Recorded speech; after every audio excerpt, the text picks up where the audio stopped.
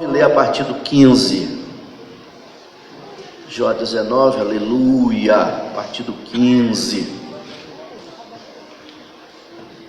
Os meus domésticos e as minhas servas me reputaram como um estranho.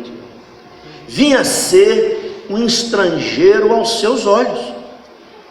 Chamei o meu criado e ele não me respondeu. Cheguei a suplicar com a minha boca. O meu bafo se fez estranho à minha mulher, e a minha súplica aos filhos do meu corpo. Até os rapazes me desprezam, e levantando-me eu, falam contra mim. Todos os homens do meu secreto conselho me abominam, e até os que eu amava se tornaram contra mim. Os meus ossos se apegaram à minha pele, à minha carne, e escapei só com a pele dos meus dentes.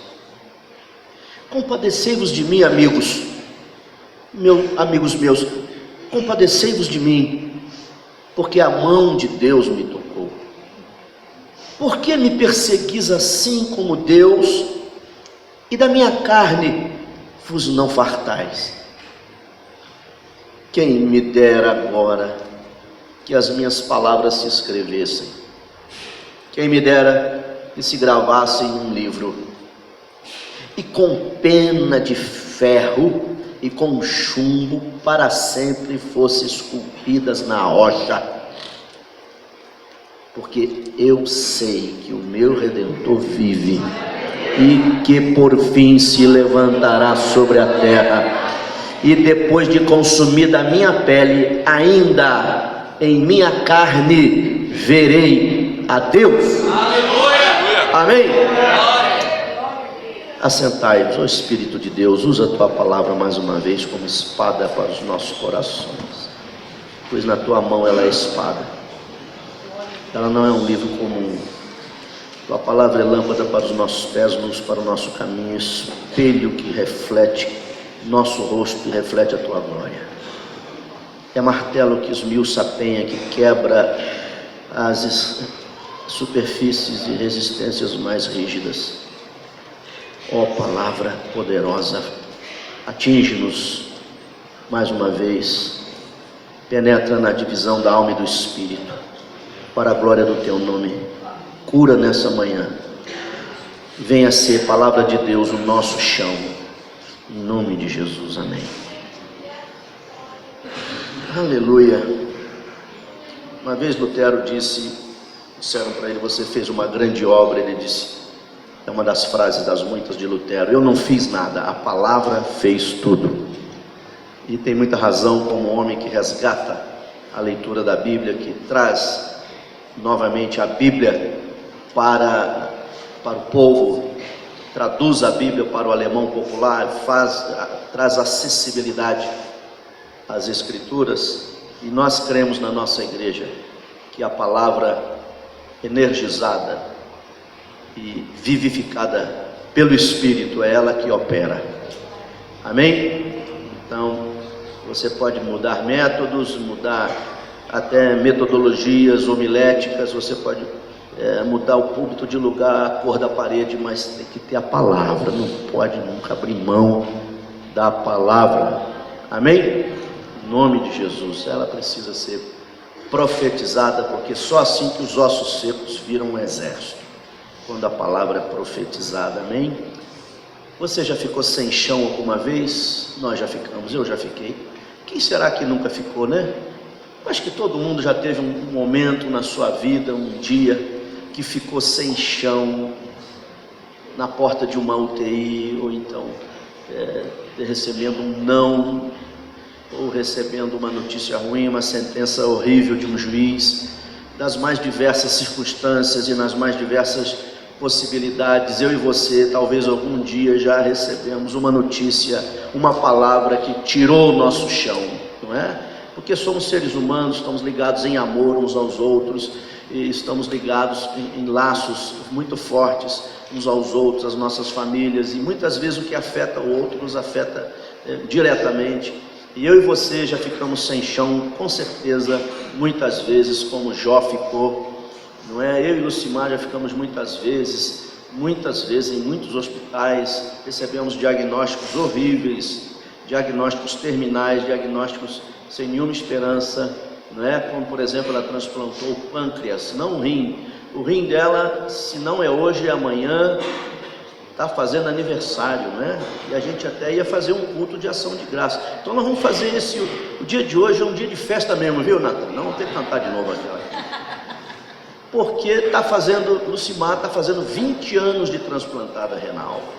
E está batendo recorde na equipe de transplante dela e nos casos de São Paulo no hospital, como um dos rins de maior durabilidade de todos os outros. Geralmente as pessoas precisam fazer outro transplante com bem menos tempo de transplantados, e ela está completando hoje ou amanhã, esses dias, confirmar os nossos registros depois, 20 anos de transplante renal. Isso é uma grande vitória para nós, amém. Isso apenas, ela não é só transplantada, ela é diabética também desde os 13 anos, então esse rim sofre um pouquinho com a diabetes, não é? Que ela toma insulina 2 ou 3 vezes todos os dias, ela mesma se aplica. E mesmo com esse complicador da diabetes que afeta diretamente o rim, Deus o tem mantido, né? E os médicos sempre dizem coisas para nós, visita os nossos doentes, seu santo é forte, hein? A gente fica ouvindo essas coisas aí. Então, aí quando a gente ouve, a gente fala, põe forte nisso, doutora.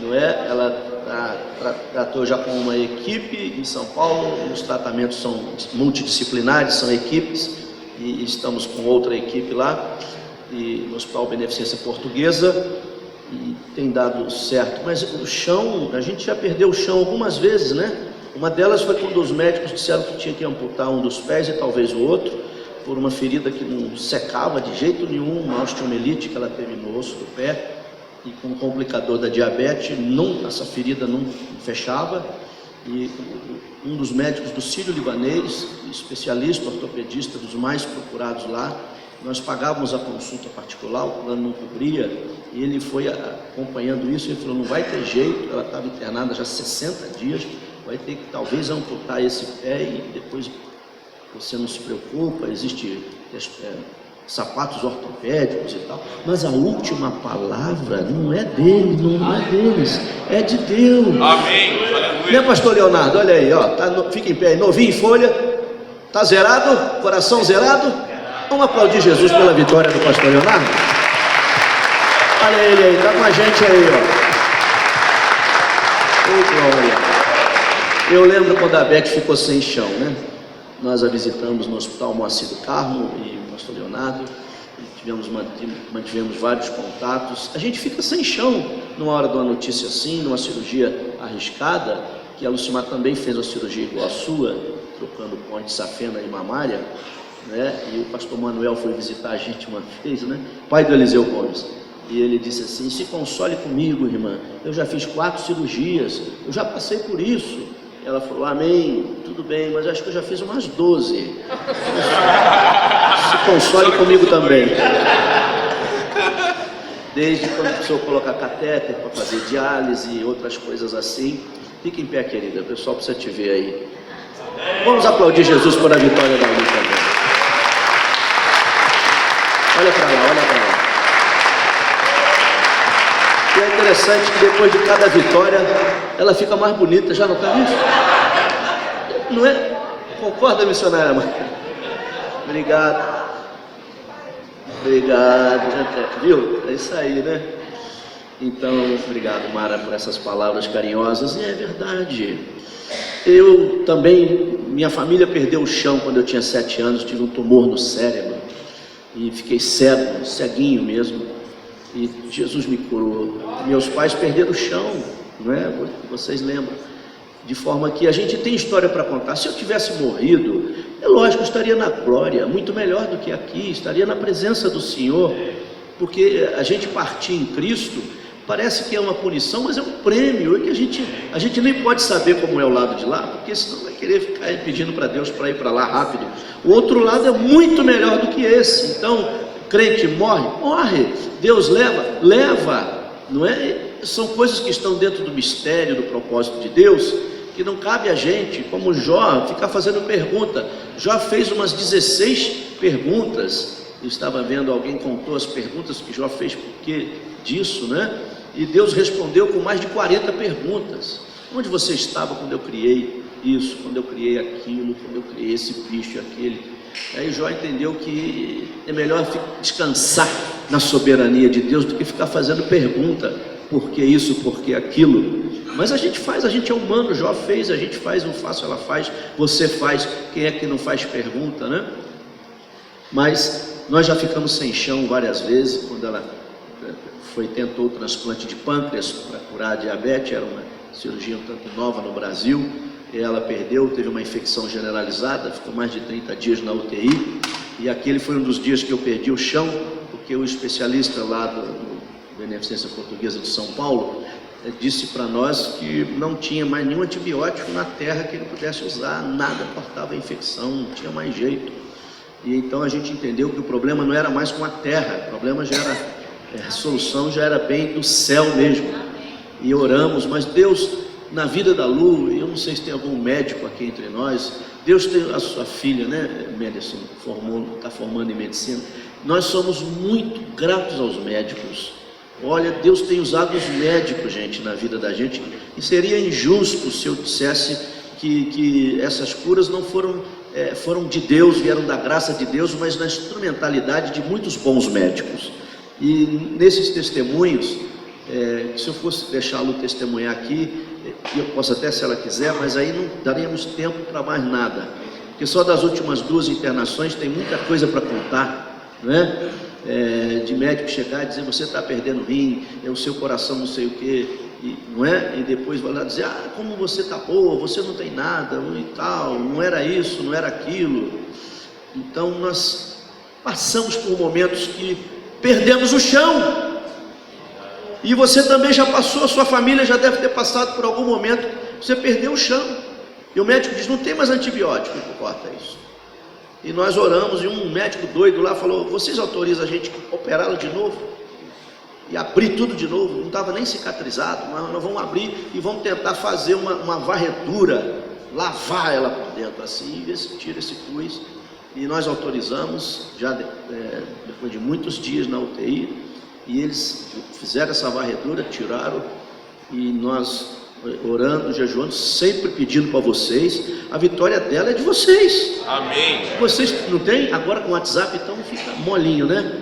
No grupo ali dos pastores, orem pela Lucimar, orem pelo meu pai, teve também num momento difícil, 3 semanas atrás, mas está bem, recuperando em casa, tomando seu remedinho no coração.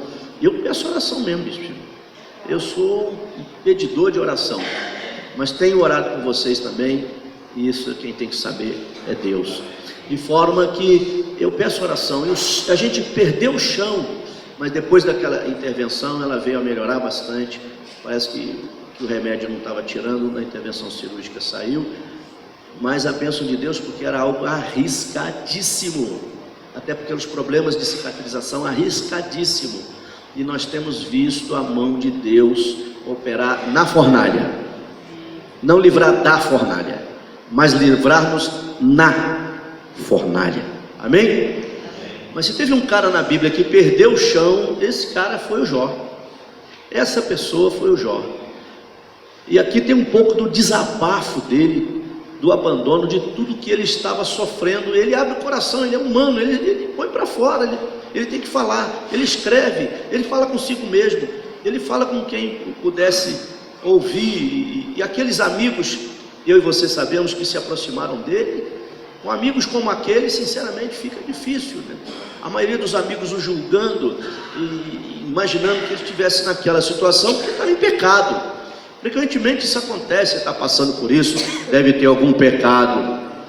Não, nem sempre. No mundo tereis aflições. Eu e você podemos e vamos passar por lutas independentes. E não vai ser purgação de pecado nenhum, porque o que nos purga do pecado é o sangue do Cordeiro.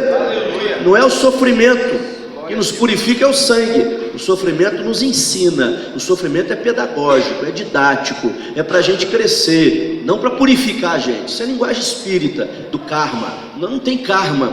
Nós não passamos por karma. Não é karma aí, não estou pagando nada de outra vida, não existe isso, não é? Por que ele pecou, Senhor? Foi ele que pecou. Por que ele nasceu cego? Ele que pecou ou seus pais? Nem ele, nem seus pais, mas para que se manifestasse nele a glória de Deus. Deus tem um propósito no sofrimento, para que a sua glória se manifeste no sofrimento, seja nos amadurecendo, seja alguém se convertendo, seja com a nossa cura, ou seja numa coisa que talvez seja igual ou até maior do que a cura, a resistência. O enfrentamento, a resistência diária a uma enfermidade talvez seja maior do que uma cura. Você viver, você vencer todo dia, tomar o seu remédio, tomar injeções, fazer isso, exames, internações, e sobreviver, e sempre com alegria. Os médicos perguntavam para você, mas você nunca precisou de um tratamento para depressão? Nós nunca te vimos deprimida, nunca. Não que ela não sentiu dor, não que ela não perguntou para Deus por quê, não que ela é humana, mas nunca a Lucimar ficou deprimida, e nem você, de forma que se também ficasse, seria curado, porque pode ser que até alguém fique e a gente passe por isso, por outras questões, mas a Lu não, por causa disso não. De forma que nós passamos por problemas e lutas, independente de ser cheio ou não do Espírito Santo. Você terá aflições, você terá momentos difíceis. Às vezes o chão vai sumir. E o que fazer nessa hora? O que aconteceu com Jó? Como é que ele reagiu quando ele perdeu o chão? Porque o Jó perdeu o chão. E a gente vê ele dizendo isso aqui para nós, sabemos da história dele, dessa enfermidade incurável, não é? E desse abandono. Os meus domésticos e as minhas servas me reputaram como um estranho, vinha ser um estrangeiro aos seus olhos, e todos estão se afastando dele. Todos os homens do meu conselho, verso 19, me abominam, e até os que eu amava se tornaram contra mim. O meu bafo se fez estranho à minha mulher, e a minha súplica aos filhos do meu corpo. Jó estava passando num momento difícil, não só por ter ficado enfermo, mas porque as pessoas se afastam dele. Ele perde o chão nessa grande prova que ele passa. Mas eu percebi e gostaria de compartilhar com vocês 3 coisas que Jó não sabia e 3 coisas que Jó sabia. Como, o que fazer, como a nossa reflexão diz, como ficar em pé quando se perde o chão. Você precisa saber as 3 coisas que Jó sabia, apesar de ter 3 coisas que Jó não sabia. Por exemplo, Jó não sabia porque sofria, porque sofre o justo. Por que eu estou sofrendo se eu não tenho consciência de ter feito nada? E ele faz essa pergunta no verso 22: por que me perseguis assim como Deus, e da minha carne vos não fartais? Por que vocês estão me perseguindo, como parece que Deus está me perseguindo? Por quê? Esses porquês vão aparecer diversos momentos no livro de Jó. Por quê? Por que eu estou passando por isso? Por que está acontecendo isso comigo? Jó não sabia, em primeiro lugar, até aqui, porque estava sofrendo. Em segundo lugar, Jó, a segunda coisa que ele não sabia porque todos se afastaram dele quando ele mais precisava. Você percebeu que todos foram se afastando dele? Você percebeu isso na nossa leitura que fizemos a partir do verso 15? Os meus domésticos e as minhas servas me reputam como estranho, vinha ser um estrangeiro. Chamei o meu criado e ele não me respondeu. Cheguei a suplicar com a minha boca. meu bafo, diz nessa versão aqui, né? Que coisa. Se fez estranho a minha, devia ser, né? Da doença, estranho a minha mulher, a minha súplica dos meus filhos. Até os jovens me desprezam, verso 18, levantando-me eu, falam contra mim. Todos os homens do meu secreto conselho, jovens, mulher, criado, amigo, está todo mundo se afastando dele. Ele não sabia por que essas pessoas que deveriam estar do lado dele quando ele mais precisava, não estavam. Já aconteceu isso com você? Obviamente, em algum momento já. Eu e você, em algum momento, já ficamos sozinhos e a gente perdeu o chão, porque possivelmente a pessoa que nós mais esperávamos e desejávamos que estivesse ao nosso lado, não estava. Nós não sabíamos por que estávamos passando por aquilo, a nossa família, o filho, a esposa, ou você mesmo. E não sabia, em segundo lugar, por que as pessoas estavam se afastando de você naquele momento que você mais precisava. Jó não sabia também o que estava acontecendo no mundo espiritual, nos bastidores. Penso que ele só foi descobrir isso no final, no capítulo 42, diz: eu te conhecia de ouvir, agora os meus olhos te enxergam. Mas talvez ele não soubesse aqui, provavelmente ele não sabia que nos bastidores havia uma grande batalha espiritual e que Deus estava, vou usar essa expressão figuradamente aqui, que Deus estava apostando nele. Deus disse: meu servo é íntegro. E o diabo não gosta de ver um homem ou uma mulher de Deus que segue com santidade, com dedicação, e ele então quer nos atingir. Em alguns momentos Deus permite, até um certo limite. Ele não sabia o que estava acontecendo nos bastidores. Muitas vezes nós não sabemos, e enquanto não sabemos, temos que confiar. Enquanto você não sabe, confia. Em João 13:7, Jesus diz para Pedro: o que eu faço agora você não entende, você não sabe, saberá depois. Tem coisa que você não vai saber agora o porquê, mas um dia vai saber. Talvez aqui mesmo nessa vida ou não, provavelmente aqui mesmo. Um dia você vai saber por que passou por isso, ou por que está passando por isso, ou por que está sem chão agora, ou porque naquele momento da sua vida você ficou sem chão. Jó não sabia por que estava sofrendo, porque todos o abandonaram no momento que ele mais precisava. Jó não sabia o que acontecia no mundo espiritual, mas também tem 3 coisas que Jó sabia. E a gente precisa entender o que de verdade a gente precisa saber. Qual é o conhecimento que de fato vai fazer diferença na hora H? Eu gosto de ler, tem milhares de livros, sempre tem minha agenda de leitura, gosto de estudar, mas qual é o verdadeiro conhecimento, o maior de todos, que a gente nunca pode abrir mão e nunca pode desprezar? 3 coisas Jó não sabia, mas 3 coisas ele sabia. Ele não sabia por que estava passando por isso, mas uma coisa ele sabia: eu sei que o meu Redentor vive. E esse conhecimento faz toda a diferença. Quando você perdeu o chão, você pode não entender por quê, você pode não saber por quê, mas uma coisa você tem que saber: você tem que saber que o seu Redentor vive. Esse saber, esse conhecimento Jó tinha. Ele sabia que o seu Redentor estava vivo. Nosso Deus é um Deus vivo. Ele vive. Jesus está vivo. Não está representado para nós, na nossa religiosidade não temos imagens para simbolizar.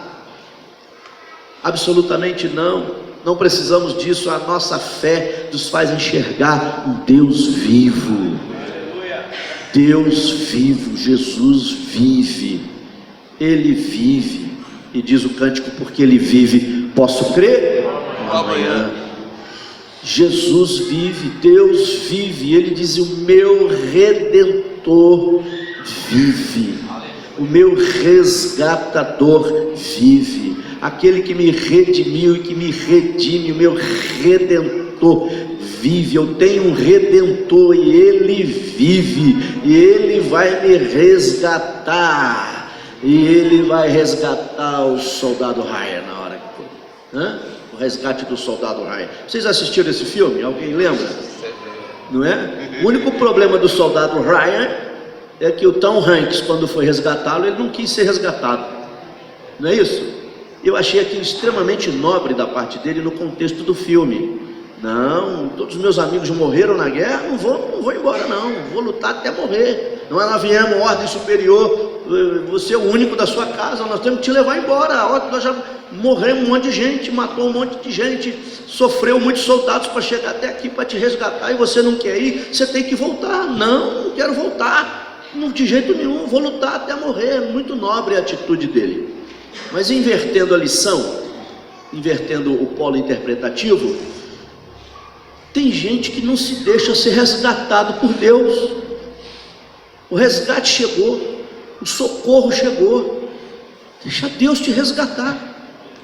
Jó viu no seu Redentor, no seu Deus vivo, um Redentor, um resgatador, aquele que ia redimi-lo. E redenção é a palavra do direito comercial, aquele que ia comprar a sua dívida, aquele que iria pagar a sua dívida e resgatar a duplicata, que ia redimi-lo. E ele, apesar de não saber de muita coisa, ele sabia do mais importante. Ele sabia que o seu Redentor estava vivo e que ele era Redentor, resgatador, em nome de Jesus. O nosso Redentor está vivo. Você, pastor, trabalha com Deus vivo. O Jesus que a gente prega nos púlpitos é vivo. Não é um monte de filosofias e de teorias e teologias e de grandes especulações teológicas e filosóficas que nós passamos para as pessoas. Nós passamos para as pessoas um Deus vivo. Quando nós oramos a um Deus vivo. Jó não sabia de tudo, mas sabia que tinha um Redentor vivo. Jó não sabia porque todos o abandonaram, não sabia por que estava passando por isso, não sabia o que estava acontecendo no mundo espiritual, nos bastidores. Depois ele veio a saber, mas ele sabia que tinha um Redentor vivo. O segundo saber de Jó, Jó não só sabia que o seu Redentor estava vivo, mas Jó sabia que o seu Redentor se levantaria. Eu sei que o meu Redentor vive, verso 25, e que por fim se levantará sobre a terra. Ele vai se levantar. Irmãos, essa é a mensagem que precisamos ter em nossos púlpitos, de um Cristo vivo que se levanta. Amém. E que não fica sentado no seu trono, paralisado, mas ele se levanta. Ele está de pé. Ele se ergue, ele vai se levantar para agir.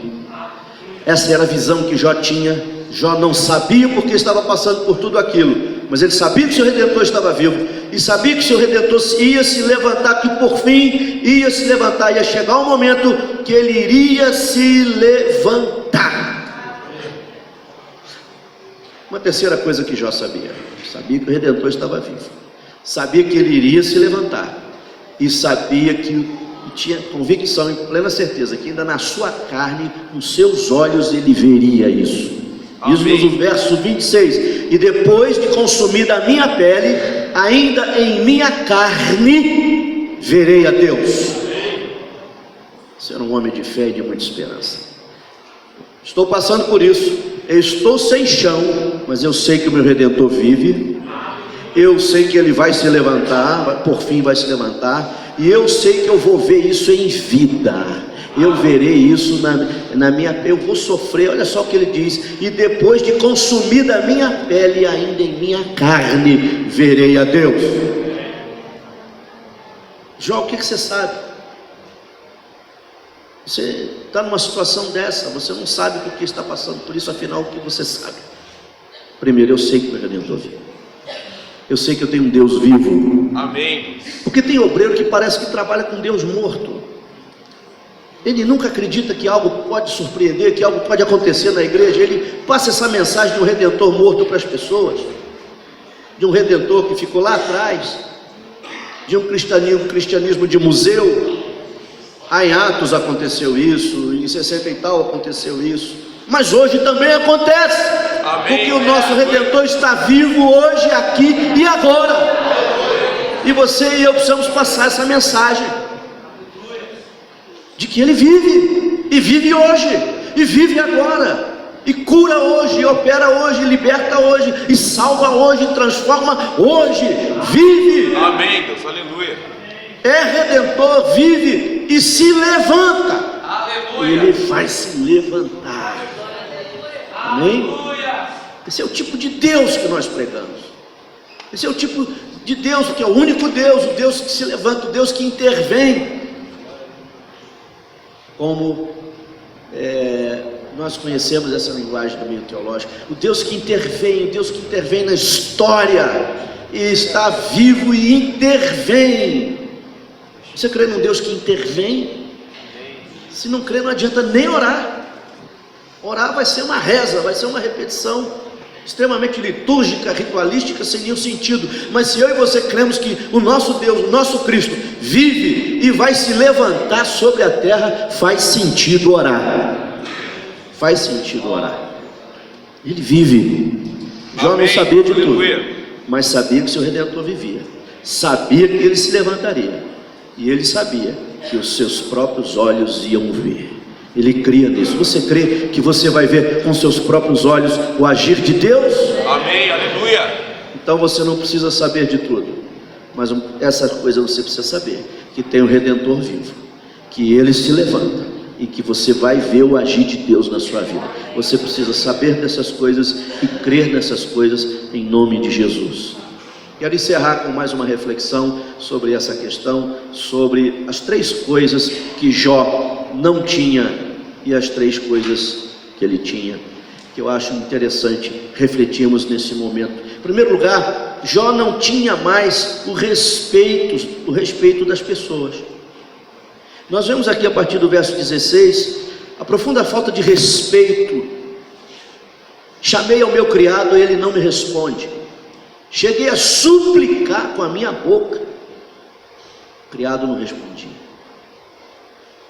Se tornou estranho a cura para a mulher e a minha mulher e aos filhos do meu corpo. Até os rapazes, até os jovens me desprezam. E levantando-me falam contra mim. Todos os homens do meu secreto conselho me abominam, e até os que eu amava se tornaram contra mim. Ele perdeu todo o respeito, ele perdeu toda a atenção e ele perdeu toda a saúde.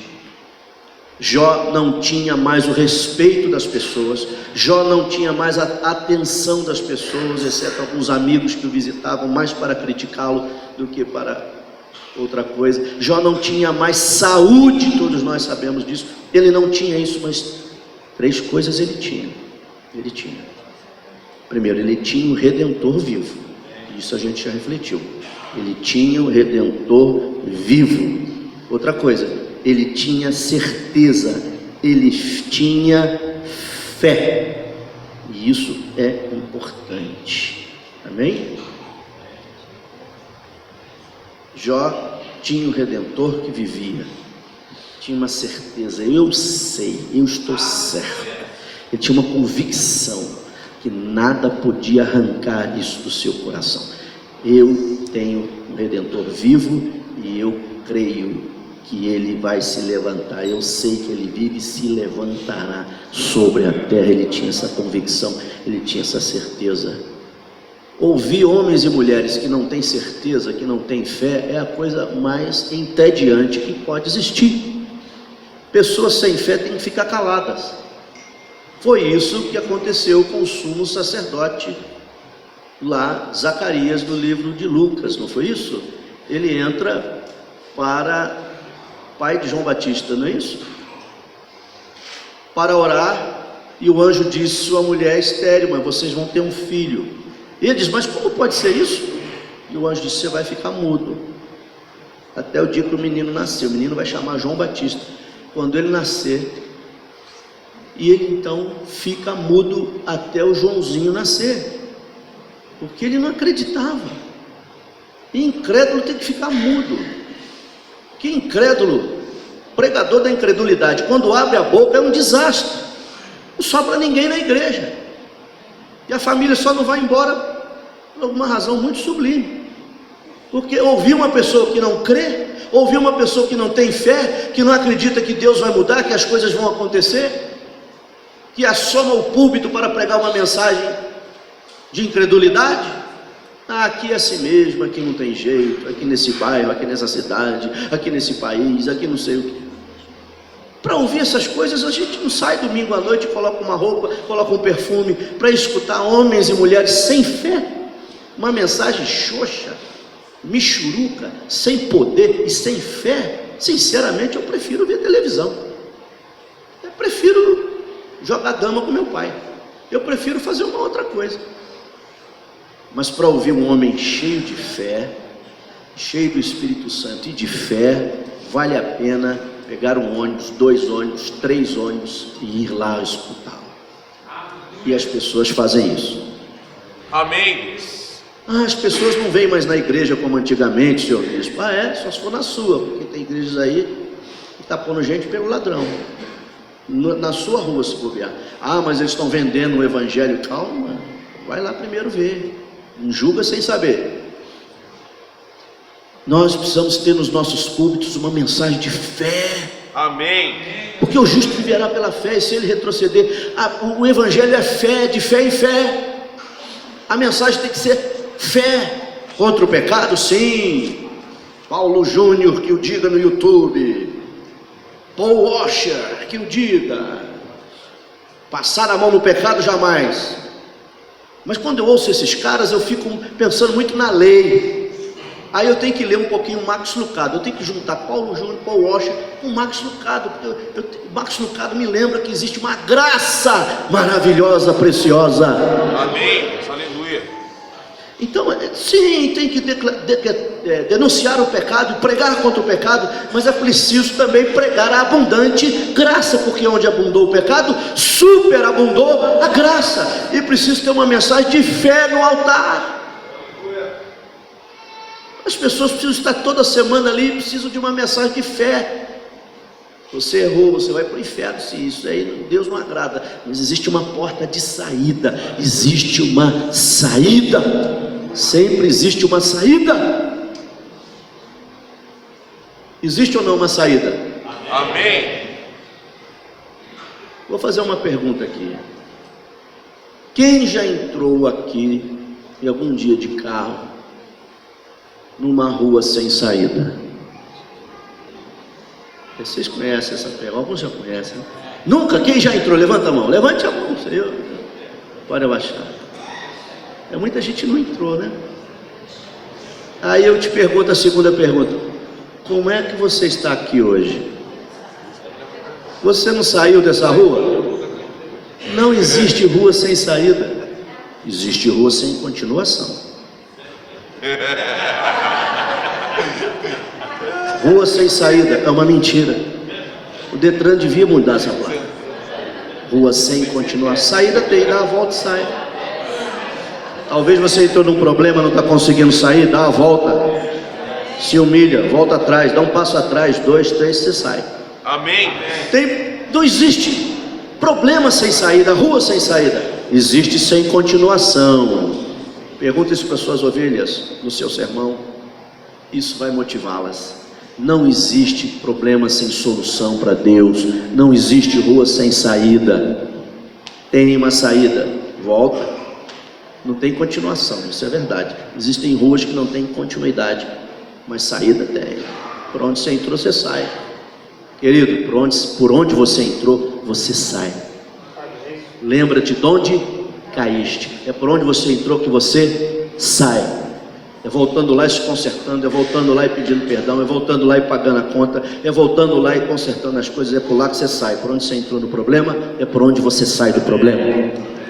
Não existe rua sem saída, existe sem continuação. Jó não tinha mais respeito naquele momento de quase ninguém ou de ninguém, não tinha mais atenção das pessoas, não tinha mais saúde, mas tinha um Redentor vivo, mas tinha uma convicção, uma certeza, uma fé viva. E Jó não tinha ninguém no céu, ninguém na terra, mas tinha alguém no céu. Não tinha ninguém na terra por ele, mas tinha alguém no céu. O que é que você faz quando você perde o chão? O que fazer quando perder o chão? Essa é a nossa reflexão, porque eu e você já passamos por momentos que perdemos o chão, não tínhamos mais chão para pisar. A primeira coisa que eu quero recomendar a você, quando você perder o chão, olhe para o alto, olhe para Deus, foque em Cristo, fica focado, focada em Deus.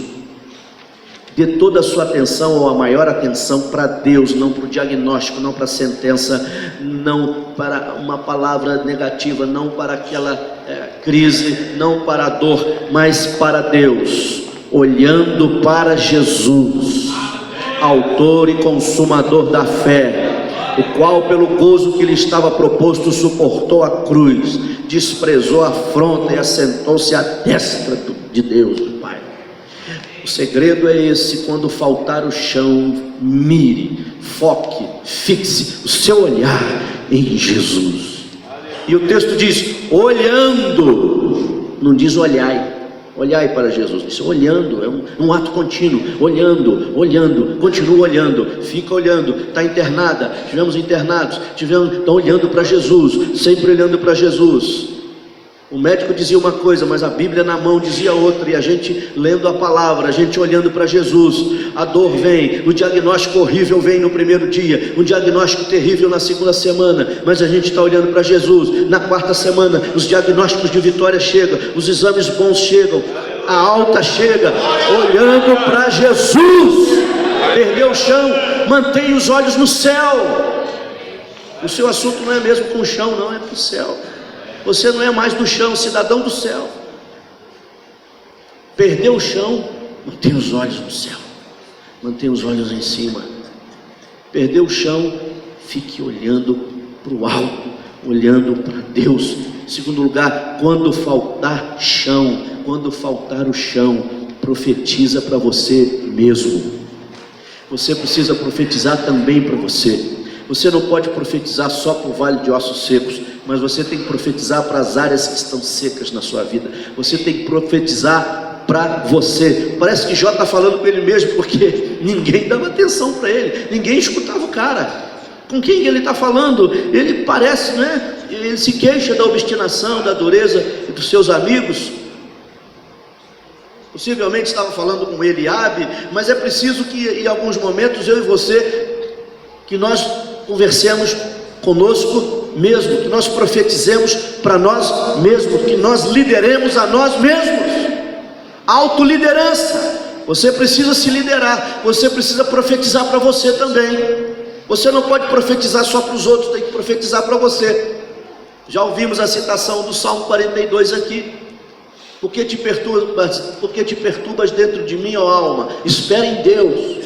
Ó alma, sossega minha alma.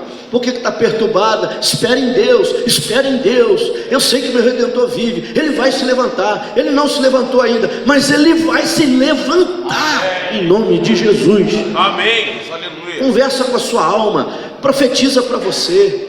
Porque quando você lança a palavra de Deus, faz da palavra de Deus virar o seu chão. Acabou o chão, perdeu o chão, a sentença ruim, momento difícil, então coloca debaixo dos seus pés a rocha. Pisa na rocha, constrói sobre a rocha, edifica a tua casa sobre a rocha. O chão é a rocha, a palavra, e profetiza para você mesmo. Porque te abates dentro de mim, ó alma? Espera em Deus. Porque te perturbas dentro de mim? Espera em Deus. E olha as palavras de Jó, bem parecidas aí na boca de Davi: porque eu ainda o louvarei. Porque estás abatida, ó minha alma? Espera em Deus, porque ainda eu o louvarei. Espera em Deus. Converse com você mesmo, diga para você mesmo, diga para sua alma: eu sei que o meu Redentor vive, eu sei que o meu Redentor vive, e que por fim se levantará sobre a terra, e os meus olhos vão ver. Sossega minha alma, sossega. o chão sumiu, mas agora eu estou sob a palavra. Eu firmarei sobre a palavra, sobre a tua palavra lançarei as redes. O que fazer quando perder o chão? Fique olhando só para Jesus. O que fazer? Profetiza para você mesmo. Passa a pisar sobre a palavra, andar sobre o chão da palavra. O que fazer quando faltar o chão? Voa. Não tem chão, usa as asas e voa. Amém? Não tem mais chão? Não vai cair não, vai voar. Porque os que esperam no Senhor, mas os que esperam no Senhor renovarão as suas forças. Subirão com asas como águia. Obrigado, pastor Elias. Correrão e não se cansarão, caminharão e não se fadigarão. Acabou o chão, perdeu o chão, usa as asas. Você tem asas. Nem precisa tomar Red Bull. E nem vou dizer outras substâncias aqui. Você já, quando nasceu de novo, já ganhou 2 pares de asas. A minha alma escapou como um pássaro do laço do... Você tem asas. Quem não quer que você voe é o passarinheiro que quer te pôr numa gaiola. Mas quando Deus vem, quando Deus age, a tua alma escapa como um pássaro e voa. Você foi feito para voar. Perdeu o chão, usa as asas e voa. Sabe o que mantém o avião lá em cima? Não são as turbinas, são as asas. As turbinas ajudam a empurrar, mas o que mantém ele flutuando é... Pode estudar aerodinâmica e você vai perceber e descobrir que são as asas e a posição das asas que mantém o avião estável, voando. Asas. Você foi feito para voar como um pássaro, não é? A minha alma escapou como um pássaro. A alma tem asa. O diabo quer te deixar numa gaiola, um ministério medíocre, um ministério desse tamanhozinho, sem sonho, mas Deus te chama para voar, voar. E quando o diabo tirar seu chão, ele vai ficar assustado, porque vai descobrir que você tinha 2 lindas e maravilhosas asas. Glória a Deus. Um dia desse eu estava assistindo para a Lucimar um programa de confeiteiros, um concurso de confeiteiros, e não sei se alguém viu, a menina que ganhou fez um bolo que tinha 2 asas, vocês viram, né? A menina que ganhou fez o bolo mais bonito, foi um bolo que tinha 2 asas brancas atrás. Eu e a Lu às vezes gostamos de assistir isso, e aquele bolo com aquelas 2 asas enormes, e aquele famoso, aquele cara, confeiteiro, esqueci o nome dele, hein? Bud. Então ele disse assim: eu não gosto de bolo assim, não sei por que esse aí eu gostei. E ela ganhou, não é? É quando a gente vê asa, isso atrai a gente gosta, porque nós fomos feitos para voar. Subirão com asas como